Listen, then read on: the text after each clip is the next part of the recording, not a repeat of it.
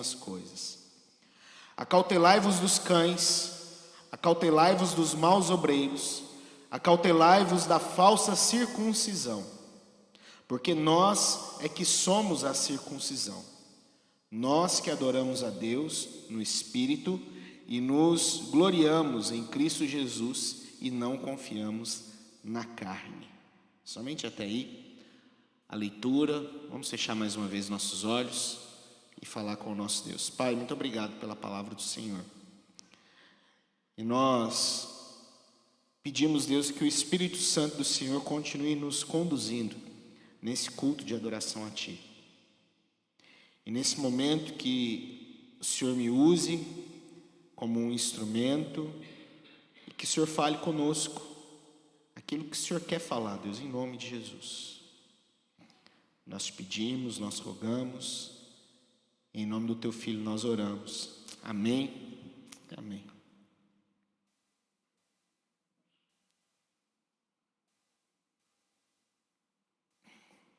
A pregação do Evangelho verdadeiro, queridos, ela trouxe juntamente com ela a pregação do falso evangelho.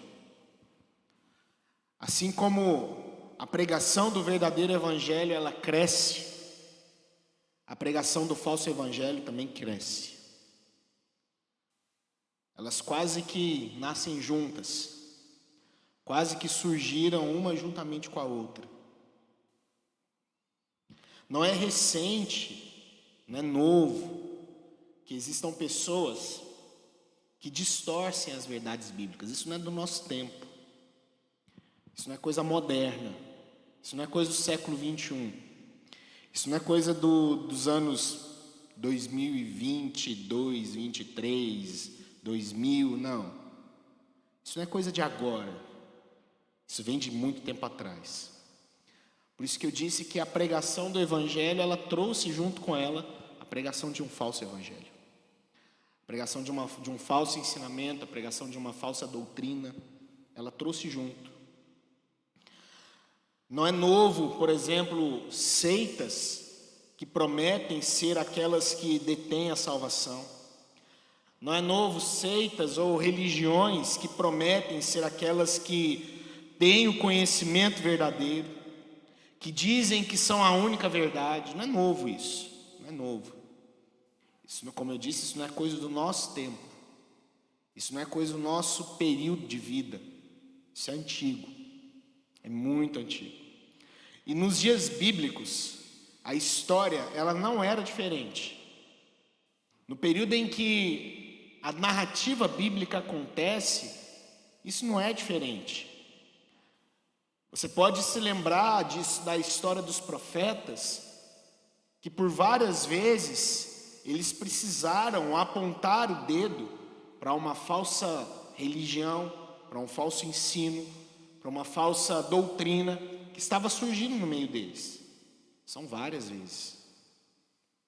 Por várias vezes nós vamos ler no Antigo Testamento momentos em que profetas do Senhor tiveram embates contra profetas que pregavam uma falsa verdade. E isso não aconteceu uma única vez. Isso não aconteceu num único momento. Quando nós olhamos para a palavra do Senhor, quando a gente olha para o Novo Testamento, a gente vai perceber que alguns grupos surgiram pregando falsas doutrinas também. Já no Novo Testamento, aqui no primeiro século, a gente está falando do primeiro século da história cristã, haviam grupos que já atrapalhavam a disseminação do Evangelho verdadeiro. Nós vamos ver que os escritores, os apóstolos, eles tiveram também embates contra grupos que pregavam doutrinas ou distorciam a verdade bíblica. Vou dar alguns exemplos aqui. Nós temos um grupo que era considerado um grupo meio que libertino. Eles tinham a ideia de trazer uma liberdade para o povo. Eles tinham a ideia de trazer uma quebra de grilhões, uma quebra de algemas para esse povo. Eles eram chamados no Novo Testamento seguidores de Balaão, ou seguidores de uma profetisa chamada Jezabel. Eles eram nomeados de nicolaítas. Talvez você já ouviu falar sobre os nicolaítas no Novo Testamento. Esses nicolaítas, eles pregavam uma doutrina dizendo que se você foi salvo por Cristo Jesus, se Jesus Cristo salvou você, perdoou você, então agora você está livre para cometer qualquer pecado, porque Cristo te salvou, Cristo te perdoou. Por isso agora não existe mais pecado, você está liberto. Não importa mais se seja um roubo, se seja uma mentira, não existe mais pecado. Você está livre. E principalmente no que se diz respeito àqueles pecados que eram considerados pecados de imoralidade sexual. Por isso, nos cultos promovidos pelos nicolaítas, e João vai falar sobre isso lá em Apocalipse, nas cartas de Apocalipse, João combate essa doutrina, porque ele diz ali que em algumas igrejas as pessoas iam cultuar o Senhor, e o culto tinha um momento em que prostitutas entravam e tinham relação sexual com os crentes ali. Estava tudo liberado, podia tudo, era o que eles pregavam. Tinha um outro grupo também, que o mesmo João vai combater esse grupo lá nas suas cartas, principalmente na primeira carta de João, que era um grupo conhecido como docéticos ou gnósticos. Apesar de, se você estudar, se você gosta de estudar, por exemplo, sobre seitas e religiões, você vai ver que o gnosticismo, ele surge lá no século II. Mas a ideia gnóstica, ela já vem do século I, e alguns judeus aderiram à ideia docética, o docetismo e o gnosticismo, que entendia que eles eram representantes de Deus com um conhecimento secreto, verdadeiro, que nem os apóstolos tinham. E eles defendiam também que Cristo não tinha um corpo humano. Cristo era uma ideia, era um pensamento, era uma lógica. Então, a partir desse pensamento, a partir desse conhecimento, eles então alcançavam a salvação. O gnosticismo também era combatido, também no período bíblico, século I. E existia um terceiro grupo, uma terceira seita, ou um terceiro movimento, ou um terceiro grupo de falsos mestres, que a gente talvez pode considerar como sendo ainda mais antigo do que esses dois que eu acabei de citar agora, que também são combatidos também dentro do Evangelho, no Novo Testamento. E esses eram os judaizantes. Era um grupo também grande, era um grupo que entendiam, que pregavam, então, que aqueles que aderiram ou estavam se convertendo ao cristianismo, eles precisariam manter as práticas judaicas, e pelo menos 3 práticas judaicas que eles precisavam manter. Eles precisavam olhar para a lei de Moisés e observar ali algumas questões, e pelo menos 3. A primeira questão que eles precisavam observar, a circuncisão. Eles tinham que ser circuncidados. Segunda questão que eles tinham que prestar atenção, quanto às leis dietárias. O que são as leis dietárias? São leis que estão referentes àquilo que se come. Por exemplo, eles não podiam comer animais considerados impuros. Porcos, por exemplo, não podia se comer carne de porco, ou de nenhum outro animal considerado impuro. Então, esses judaizantes, eles diziam que os cristãos precisavam observar, primeiro, a circuncisão. Segunda coisa, as práticas dietárias, as práticas referentes à alimentação, não comer aquilo que é considerado impuro. E terceiro, eles precisavam olhar e obedecer e preservar o calendário judaico, principalmente aquilo que se diz respeito ao sábado, principalmente as festas, as celebrações. Eles tinham que observar tudo aquilo, eles tinham que cumprir tudo aquilo, eles tinham que obedecer aquele calendário. Então eram 3 regras. Então esses judaizantes, eles cresceram no meio e eles começaram a disseminar essas falsas doutrinas. Eles olhavam então para as práticas judaicas. Eram judeus que aderiram ao Evangelho, mas aderiram ao Evangelho com esse intuito: a gente precisa fazer com que essas pessoas aceitem as práticas judaicas. Alguns se diziam até mesmo apóstolos. Nós somos apóstolos também. Nós somos também enviados por Cristo Jesus, como Paulo foi. Na verdade, alguns judaizantes diziam até mesmo que o apóstolo Paulo era um apóstolo falso, incompleto, porque ele não guardava as práticas judaicas. Ele não observava as questões referentes ao judaísmo. Eles criam que os gentios, uma vez convertidos, necessitavam então cumprir a lei mosaica. E qual que era o intuito? Aqui que está o X da questão dos judaizantes. Qual que era o intuito desse povo em dizer: olha, Paulo, os gentios precisam cumprir a lei mosaica? Por que eles diziam isso?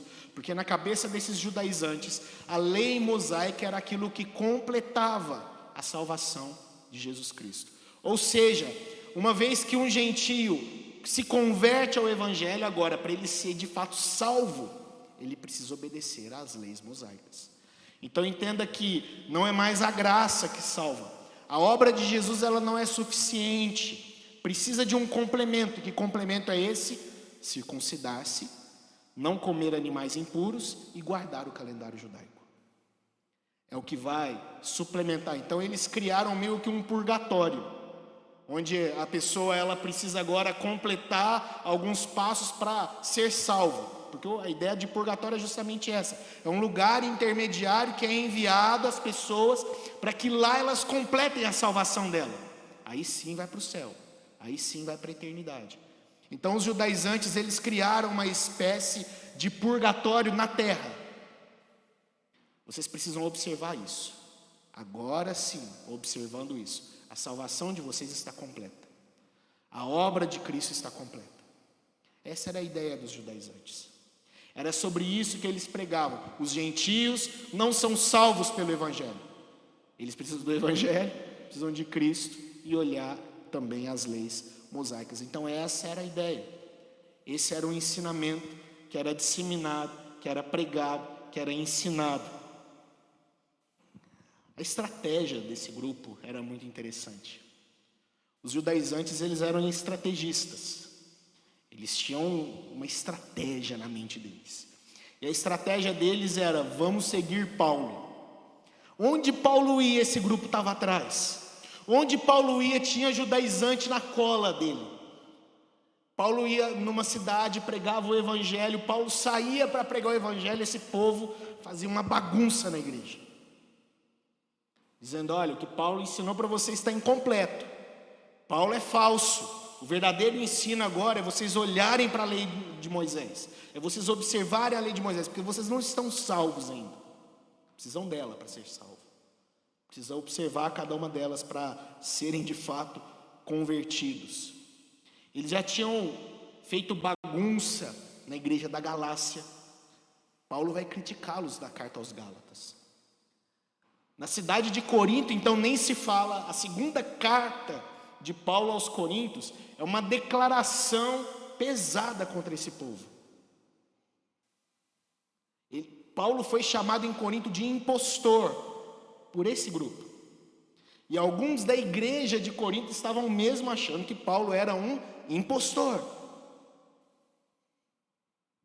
Esse grupo foi combatido em Jerusalém. Atos capítulo de número 15, se você abrir sua Bíblia, você vai ver uma reunião acontecendo. Essa reunião ficou conhecida como Concílio de Jerusalém. E nesse Concílio de Jerusalém, os apóstolos ali reunidos tomaram a seguinte decisão: os gentios não precisam observar a lei mosaica. Não é obrigatório a um gentio se circuncidar. Não é obrigatório para um gentio comer carne impura. Não é obrigatório um gentio guardar o calendário judaico. Não era obrigatório.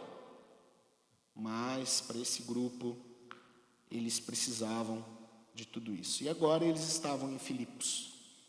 Agora eles estavam criando uma bagunça no meio dessa cidade. E 10 anos depois que Paulo sai de Filipos, preso em Roma, ele recebe a visita de Epafrodito. E Epafrodito diz: olha, Paulo, os judaizantes estão em Filipos.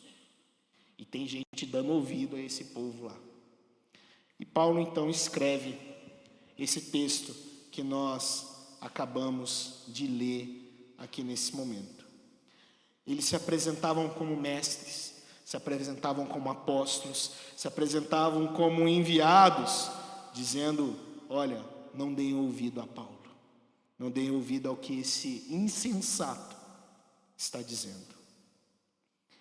Nós somos os perfeitos, somos descendentes de Abraão, nós recebemos um selo divino, e esse selo divino se chama circuncisão. Então vocês, gentios, para crescerem espiritualmente, para serem salvos, precisam olhar a lei mosaica. Gostaria de analisar esses 3 versículos com você essa noite, e depois tirar aqui algumas aplicações para as nossas vidas. Esse foi um panorama para a gente entender o contexto que, à medida que a gente vai expondo a carta, a gente vai entendendo o que está envolvido no meio dessa cidade, o que está envolvido no meio dessa igreja. Então a gente percebe aqui agora que, além de todos os problemas, além da preocupação com a doença de Epafrodito, além com a preocupação da prisão de Paulo, existia a preocupação ainda desses judaizantes, dessa seita, desses falsos mestres que estavam surgindo aí no meio do povo. O tema que eu gostaria de destacar aqui com você essa noite é esse que você já está vendo ele aí atrás de mim, que é alegria e confiança. Continuamos ainda a nossa série. Eu gostaria de destacar aqui algumas questões interessantes. E primeiro está aqui no verso de número 1. Nosso texto ele se inicia com uma conclusão. Quanto ao mais, irmãos meus, Paulo começa o verso de número 1 do capítulo de número 3. Até parece que Paulo está acabando a carta aqui, mas Paulo não está acabando a carta. Se você for olhar e passar, você vai perceber que ainda tem mais um capítulo ainda nessa carta. Ainda existe o capítulo de número 4. Paulo não está encerrando ela, mas Paulo está concluindo aquilo que ele está dizendo. Paulo está concluindo sobre tudo que ele disse, sobre o sofrer, diante daquilo que a gente olha. Por mais que a gente passe por dificuldades, por mais que a gente passe por lutas, diante das batalhas, diante das prisões, irmãos meus, alegrai-vos no Senhor. Quanto ao mais, irmãos meus, alegrai-vos no Senhor. Essa não é a primeira vez que Paulo diz alegrai-vos no Senhor. Não é a primeira vez. Alegrai-vos, alegrai-vos. Ele vai dizer lá no capítulo de número 1, verso 4. Ele vai dizer isso lá no capítulo de número 2, verso 17, verso 18. Ele vai dizer isso lá no capítulo de número 2, verso 28 e verso de número 29. Não é a primeira vez que Paulo diz sejam felizes. Não é a primeira vez. Porém, agora ele acrescenta uma coisa interessante. Ele acrescenta o no Senhor. É interessante, é a primeira vez que ele acrescenta o no Senhor. Alegrai-vos no Senhor. Esse acréscimo ele é muito importante para o nosso texto. Muito importante. Por aquilo que Paulo vai falar em seguida. O colocar o no Senhor aqui foi extremamente propositivo do apóstolo Paulo. O que ele está dizendo é, pois diante de um grupo, como ele disse aqui, que quer tirar os nossos olhos, que quer tirar o olhar nosso da suficiência de Jesus, a fonte de alegria que deve ser para esses irmãos em Filipos, ou seja, essa alegria que só vem sobre essa união, só vem dessa obra maravilhosa do nosso Senhor e do nosso Salvador Jesus Cristo. Precisam se alegrar, vocês precisam se alegrar no Senhor, porque só é possível ser alegre em todas essas circunstâncias se vocês estiverem unidos nesse Deus, firmados nesse Deus, entendendo que Ele é suficiente, entendendo que Ele é tudo que você precisa. É somente nisso. E ele continua dizendo: a mim não me desgosta, e é segurança para vós outros que eu escreva as mesmas coisas. É interessante Paulo dizendo. Ele falou assim: olha, o que eu vou escrever agora, vocês já sabem, eu já falei com vocês, mas eu não me importo de ter que falar pela segunda, pela terceira, pela quarta, pela quinta, pela 10ª vez. Porque enquanto houver pessoas pregando um falso evangelho, eu não vou deixar de alertar vocês com respeito a tudo isso. Enquanto tiver gente aí atrapalhando o evangelho, eu não vou deixar de falar sobre isso. Por isso eu não me importo em repetir algo que eu já disse para vocês. Por isso eu não me importo em ter que falar mais uma vez algo que eu já falei antes. Muito pelo contrário, eu vou fazer isso para que vocês estejam cada vez mais fortes, cada vez mais firmados, cada vez mais convictos na fé de vocês. Porque esses falsos mestres rejeitam essa redenção autossuficiente de Jesus Cristo.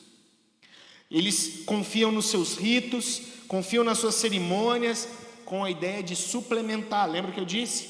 Eles vão agregando, eles vão completando a salvação de Jesus Cristo. Então, por causa disso, Paulo se sente agora profundamente perturbado com essa situação. Por isso ele não se importa em ter que falar mais uma vez. Eu vou falar de novo sobre esse assunto, e eu não me importo, porque esse povo tem ofuscado a visão de vocês da suficiência da cruz. Por isso, quantas vezes for necessário, eu vou falar. Verso de número 2, ele diz: acautelai-vos dos cães, acautelai-vos dos maus obreiros, acautelai-vos da falsa circuncisão. Aqui começa agora a advertência do apóstolo Paulo. Verso 2 vai começar Paulo então puxar a orelha desse povo e puxar a orelha daqueles que estavam dando ouvidos para esse povo. É interessante, eu percebo duas coisas nessa advertência do apóstolo Paulo. Quer dizer, a ideia do tom em que Paulo usa para falar. Primeiro tom é que Paulo está irado aqui. A gente percebe muito bem que Paulo está irado. Ele usa palavras pesadas aqui, a gente vai ver sobre isso. Até algumas pessoas vão dizer que Paulo deixou de ser amoroso, mas muito pelo contrário. Um pai que precisa corrigir o filho, e às vezes precisa falar algumas verdades com o filho, ele não passa a amar menos o filho, por falar essas, às vezes, duras verdades. É o que Paulo está dizendo. Por causa do amor de Paulo pela igreja e pelo evangelho, é que ele exorta essa igreja. Paulo está mais uma vez demonstrando o amor dele, demonstrando o carinho dele para com essa igreja. Ele não está aqui deixando de ser amoroso. Então a primeira coisa que a gente percebe, Paulo está irado mesmo. Ele está bravo com a situação. A segunda coisa é que, além de estar irado, Paulo também ele age com ironia. Ele está sendo irônico. Eu acho interessante a ironia usada aqui pelo apóstolo Paulo. Veja o que ele diz aqui. Ele começa: acautelai-vos dos cães. A ideia aqui de usar esse termo cães quer nos mostrar algumas coisas. A primeira coisa, sobre o desprezo, é mostrar o quão desprezível eram esses judaizantes. Por várias vezes que nós vemos a palavra cães sendo usada como um adjetivo para uma pessoa ou para um grupo, seja lá no Antigo Testamento, seja no Novo Testamento, vai ser usado também para mostrar esse desprezo desses inimigos do evangelho. Paulo está dizendo o quão desprezível é esses inimigos de Deus, esses inimigos do evangelho, esses inimigos da mensagem da cruz. Ele está mostrando o total desprezo dele por esse grupo. São desprezíveis, são inimigos de Deus, são inimigos do evangelho. A segunda coisa que Paulo nos mostra aqui também, juntamente desse desprezo, é a imundícia. E aqui começa o tom de ironia do apóstolo Paulo, porque o cão, o cachorro, ele é considerado pelos judeus do primeiro século como sendo um animal imundo. E aqui Paulo está chamando de animal imundo esses judaizantes, judeus que queriam fazer com que os gentios observassem a lei mosaica. Esses cães são imundos, são desprezíveis. Fuja deles. Não se aproximem, não dê ouvidos a eles. Acautelai-vos dos cães. É interessante também esse termo cães usado por Paulo. E aqui eu percebo mais um pouco sobre essa ironia do apóstolo Paulo. Quem eram chamados de cães? Os gentios pelos judeus. Um judeu, quando olhava para um gentio, dizia: olha, eu não vou me misturar com esse cão. Mostrando que o judeu desprezava completamente o gentio. Mostrando que para o judeu aquele gentio era uma pessoa imunda. Paulo agora está virando o jogo, dizendo assim: olha, cães são vocês, inimigos do Senhor, inimigos do Evangelho. Vocês estão ofuscando esse povo da suficiência de Cristo Jesus. Vocês são cães. Vocês é que são desprezíveis por causa dessa mensagem de vocês. Vocês estão afastando o povo de Jesus Cristo. Vocês estão afastando o povo do Evangelho. Aqui a gente percebe essa forma como Paulo diz aqui, né? Os gentios eram os cães outrora, mas agora ele diz: olha, vocês são cães. E Paulo diz: olha, acautelai-vos dos cães e acautelai-vos também dos maus obreiros. A ideia aqui desses maus obreiros eram pessoas que, como ele vai dizer lá em 2 Coríntios, capítulo de número 11, verso 13, são impostores que se passavam pelos apóstolos, dizendo que eles eram os apóstolos enviados por Jesus Cristo, que eles eram os verdadeiros pregadores, mas eles são uma fraude. Paulo vai alertar lá em 2 Coríntios, capítulo 11, verso 13. Ele diz assim: olha, vocês acham que eu sou um impostor? Eles são os verdadeiros impostores, Paulo diz. Como nos diz também Jesus Cristo. E esses são aqueles que um dia ouvirão de Jesus Cristo, que Jesus diz lá em Lucas, capítulo de número 13, verso de número 27. Mas ele vos dirá: não sei de onde vós sois, apartai-vos de mim, vós todos os que praticais a iniquidade. Eu não sei quem são vocês. Dizem que fazem coisa no meu nome, mas eu não conheço nenhum de vocês. Em vez de cooperar para a boa causa, eles estão prejudicando, estão desviando a pessoa de Jesus, estão tirando o foco das pessoas da redenção que está em Cristo Jesus. Redenção perfeita. Mas eles colocam rituais, colocam obras humanas, colocam práticas, trazendo aí complicações, trazendo aí bagunça no meio do povo. E ele continua: acautelai-vos da falsa circuncisão. Primeiro, é interessante a repetição do termo acautelai-vos. Paulo repetiu 3 vezes: acautelai-vos, acautelai-vos, acautelai-vos. Isso é uma técnica que a gente chama de hebraísmo, porque às vezes nas línguas antigas, por exemplo, existem palavras que a gente não encontra em línguas antigas. Por exemplo, superlativo, quando a gente quer dizer que uma pessoa é linda e a gente usa: olha, essa pessoa é lindíssima, ou que Deus é santíssimo. Então, como não existe esse termo, eles repetem: Deus é santo, santo, santo, como nós lemos lá em Apocalipse. Então eles repetem para dar uma ênfase, para enfatizar aquilo. Então Paulo diz: acautelai-vos. Acautelai-vos é para se afastar mesmo, é para não se misturar, é para não dar ouvidos a esse povo. Não dê ouvidos a esse tipo de gente. Não deem ouvido de vocês a esses falsos mestres. Se afastem deles. Outra coisa que é interessante é que Paulo faz um jogo de palavras aqui. Na sua Bíblia, tanto no verso de número 2, quanto lá também no verso de número 3, Paulo vai usar o termo circuncisão. Olha aí nas suas escrituras.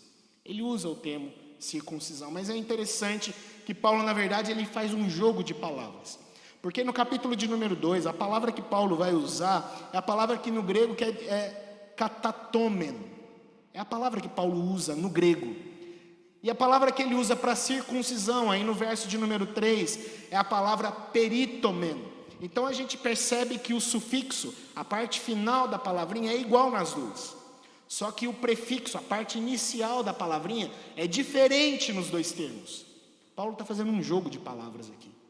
A palavra que para a gente aí, que é na sua Bíblia, foi traduzida como falsa circuncisão, na verdade o termo original ele quer dizer mutilação.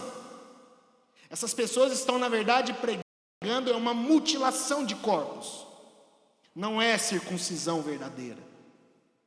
Vocês estão mutilando o corpo de vocês, dando ouvidos ao que eles estão fazendo. Vocês estão mutilando a fé de vocês, dando ouvidos ao que esse povo está fazendo. Vocês estão mutilando o coração de vocês, dando ouvidos ao que esse povo está fazendo. É isso que Paulo está ensinando. O que na verdade está acontecendo é uma mutilação.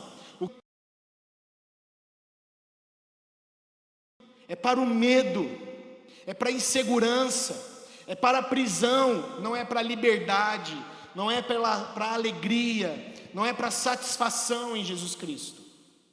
Porque a suficiência de Cristo está sendo retirada, e está sendo colocado prisão, está sendo colocado regras. Vocês estão se mutilando, observando o que esse povo está dizendo a vocês. Como eu disse, Paulo, ele usa palavras duras nessa sua advertência. Verso 3, ele diz: porque nós é que somos a circuncisão, nós que adoramos a Deus no Espírito e nos gloriamos em Cristo Jesus, e não confiamos na carne. Nós é que somos a circuncisão, Paulo diz. Paulo vira o jogo. Eles dizem que precisamos circuncidar, mas nós somos a verdadeira circuncisão. Nós somos aqueles circuncidados em Cristo Jesus.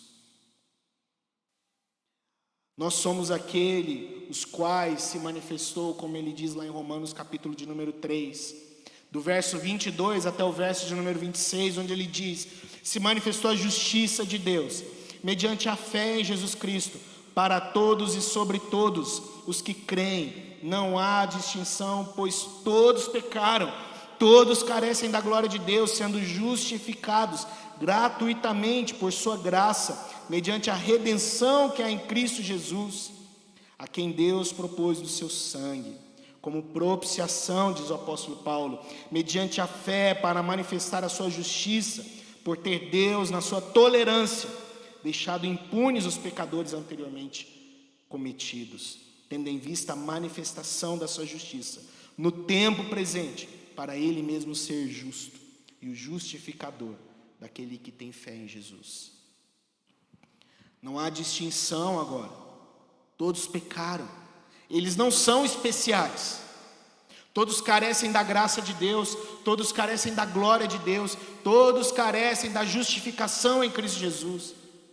Não há distinção nenhuma mais. Paulo agora mostra algumas marcas de um verdadeiro circunciso em Cristo Jesus. Eu gostaria de concluir identificando aí junto com você essas 3 marcas. A primeira delas, Paulo diz aí no nosso texto, sobre a adoração. Adoram a Deus no Espírito. Não é mediante as cerimônias. Não é mediante uma alimentação diferente. Não é mediante a dias que são considerados sagrados. Isso está presente até hoje. A gente está entrando numa semaninha aí, conhecida por alguns como Semana Santa. Não é mediante a observação desses dias. Mas o Evangelho verdadeiro nos conduz a vivermos todos os dias como sendo santos. A verdadeira adoração, ela não é fruto de uma produção humana. não é uma cerimônia que a gente faz. A adoração verdadeira, ela é fruto da obra do Espírito Santo nos nossos corações. Por isso Paulo diz: adoram a Deus no Espírito. Não é segundo a carne, não é segundo cerimônias. Eles adoram a Deus no Espírito. Ela não é produzida, ela não é criada, não sou eu quem faço, não são você, não é nós que vamos criar aqui um ambiente de adoração. Não existe isso. Quem produz a adoração é o Espírito Santo do nosso Deus em nossos corações. Não depende de mim, não depende de você, não depende do seu corte de cabelo, não depende da sua roupa, não depende de uma música, não depende de uma sensação, não depende de um sentido que é aflorado, de um arrepio. Muitas pessoas vão ensinar que a verdadeira adoração ela sempre está ligada às sensações, ao físico, ao sentir, às emoções. A verdadeira adoração é o Espírito Santo quem produz nos nossos corações, que nos levam à intimidade com o Senhor, que nos conduzem a uma devoção ao nosso Deus. Isso é a verdadeira adoração. Tem uma música linda que diz que a essência da adoração ela acontece quando a música se esmorece, quando as outras coisas se desaparecem e nós estamos somente ali diante do Senhor. E isso é possível acontecer no nosso culto e deve acontecer no nosso culto. É Deus quem produz em nós. Então a primeira marca é essa adoração. Eles adoram a Deus no Espírito. A segunda é a dependência de Jesus Cristo. Veja o que ele diz: eles adoram a Deus no Espírito e nos gloriamos em Cristo Jesus. Aqueles cujos corações, seus lábios, seus ouvidos foram circuncidados de fato, eles gloriam-se no Senhor e somente no Senhor. E os que assim se gloriam, eles descansam inteiramente em Jesus Cristo. Eles descansam no seu Salvador, eles descansam no seu ungido, eles descansam na pessoa desse Cristo, eles descansam na obra desse Cristo. Jesus é a sua consolação, é Jesus quem os reveste de poder, é Jesus quem os reveste de energia, para que eles venham suportar as perseguições, para que eles venham se erguer, para que eles venham se conduzir em meio a uma batalha, levando a bandeira, levando a cruz, levando o Evangelho. É Cristo. Nós estamos fundamentados em Jesus, Ele é a nossa glória, Paulo diz. É nessa graça que é soberana, é infalível, nós nos descansamos, seja no nosso tempo, seja na eternidade, nesse Cristo.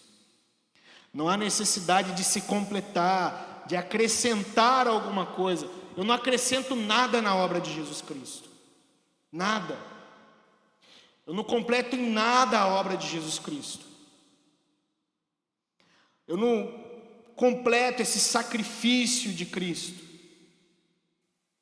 Nada que você faz, meu querido, por mais louvável que seja, por mais bonito que seja, por mais maravilhoso que seja, nada que você faz acrescentará alguma coisa à obra de Jesus Cristo. E achar isso, e pensar isso, é o mesmo que pensar que a obra de Jesus Cristo ela foi insuficiente. É o mesmo que pensar. É o mesmo que pensar que ela não consegue fazer ou gerar de fato a salvação. É mutilação, como diz Paulo. Só trará dor, medo, incerteza. Como o nosso texto que nós lemos aqui na liturgia, Efésios capítulo de número 2, verso 4 ao 9, diz: mas Deus, sendo rico em misericórdia, Pelo grande amor que Ele nos amou, nós mortos nos nossos pecados, Ele nos deu vida juntamente com Cristo. Pela graça sois salvos, mediante a fé. E até mesmo essa fé, diz Paulo, não vem de vós, é dom de Deus, para que você não se glorie em nada além de Cristo Jesus. Para que você não se descanse em nada além de Cristo Jesus. Para que você não se regozije em nada a não ser no Senhor, como ele diz aqui no verso 1.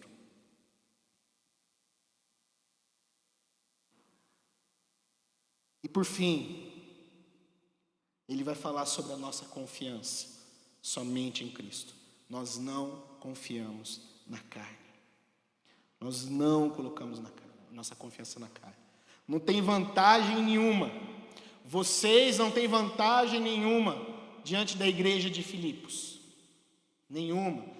Sou judeu, circuncidado ao 8º dia. Paulo vai dizer, se tem alguém para se gloriar na carne, eu posso.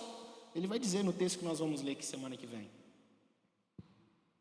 Mas não há vantagem alguma. Isso para mim é lixo. É lixo. Não existe vantagem nenhuma. Eu sou de uma família tradicionalmente evangélica. Eu sou de uma família de pastores. Eu sou de uma família de missionários. Nada disso é motivo para você colocar sua confiança. Sua confiança é em Cristo Jesus e nada mais. Meus queridos, a ameaça dos falsos mestres, ela é real. Ela é real nos dias bíblicos. Eram os nicolaítas, os gnósticos, os judaizantes. Nos nossos dias, eles também nos trazem os seus apóstolos fraudulentos. Os nossos dias também trazem aqueles que ofuscam a suficiência de Jesus Cristo, dizendo que abençoados são aqueles que conquistam aqui bênçãos financeiras. Esses são os abençoados, segundo esses falsos mestres do nosso tempo. Salvos são aqueles que manifestam dons miraculosos. Somente eles são salvos. Somente eles são cheios do Espírito. Agraciados por Deus são aqueles que reconhecem a autoridade divina de um homem que vez ou outra é anunciado após uma fumaça sair de uma chaminé. Alguns vão entender que a fé verdadeira é baseada nesses falsos ensinamentos. É bênção financeira. É um homem que foi anunciado lá, ele é o representante divino aqui na terra. Perceba que é sempre carne, é sempre homem, é sempre performance, é sempre alguém, é sempre regras, e nunca é Jesus, nunca é Cristo. Os falsos ensinos, eles tiram os nossos olhos da verdadeira adoração. Os falsos ensinos, eles tiram os nossos olhos da dependência de Jesus Cristo. É sempre dependa de mim, dependa da igreja, dependa do líder, dependa dos ritos, dependa das suas obras, é sempre isso. E nunca dependa de Cristo Jesus. Os falsos ensinos, eles tiram os nossos olhos da confiança da glória de Jesus. É a mensagem de que você é o centro do coração de Deus. É a mensagem de que a bênção material é o centro da graça de Deus sobre a sua vida. É a mensagem de que as suas obras é o centro da sua salvação. Nunca é Cristo. Nada disso nos torna justos, nada disso. O fato de você ser agraciado ou não financeiramente, isso não torna você justo. Não quer dizer que você é justo por causa disso. Talvez quer dizer que você é um bom trabalhador. Talvez quer dizer que você administra bem as suas finanças. Mas isso não tem nada a ver com a sua salvação. A Bíblia diz que a justificação ela vem de Deus. A Bíblia ela vai dizer que a justificação ela vem mediante a fé em Cristo. Não é porque você merece. Não é porque você conquistou. A justificação acontece com Deus. Queridos, isso é lindo. Ela acontece com Deus imputando em mim, imputando em você a justiça do Filho dele. A salvação acontece aí. E é isso que destaca o cristianismo de todas as religiões. Porque em nenhuma outra religião é dito que a nossa salvação, que a vida eterna, ela vem por graça. Em todas as outras que você olhar pelo mundo todo, é sempre pela sua performance, é sempre pelas suas obras, é sempre pelas suas práticas.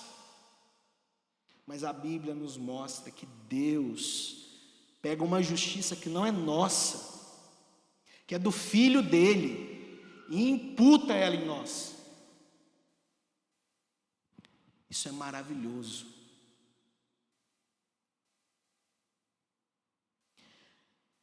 A justificação acontece não com base nos nossos méritos. A justificação acontece com base nos méritos de Cristo. Deus, simplesmente, porque Ele quis, considerou você justo. É isso. Ele considerou você justo. Deus pegou a sua conta, que estava no negativo, e Ele mesmo depositou nela aquilo que era suficiente para se tornar positivo, para que você fosse justificado.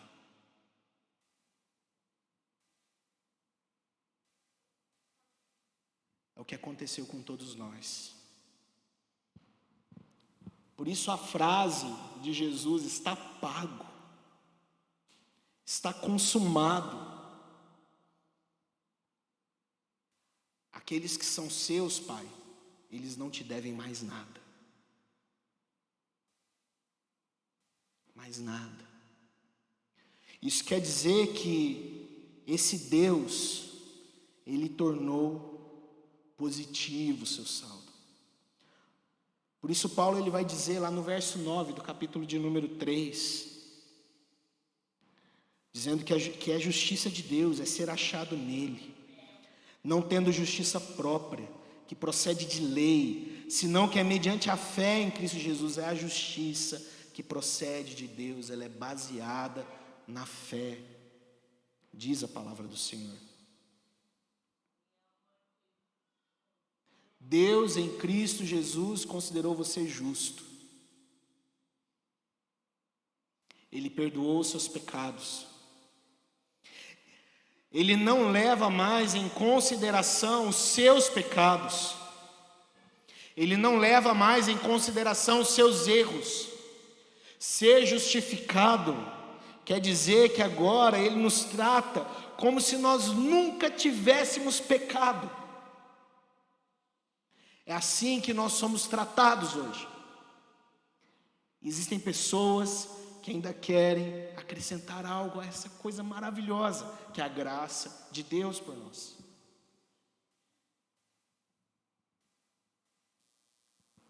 Agora, pois, diz Paulo, já nenhuma condenação há para os que estão em Cristo Jesus.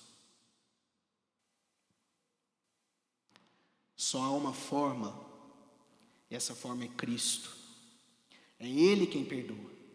É Ele quem produz a convicção de pecado. É Ele quem vem até nós. Por isso, não há outro motivo, Não há outro alguém em quem nós colocamos a nossa confiança.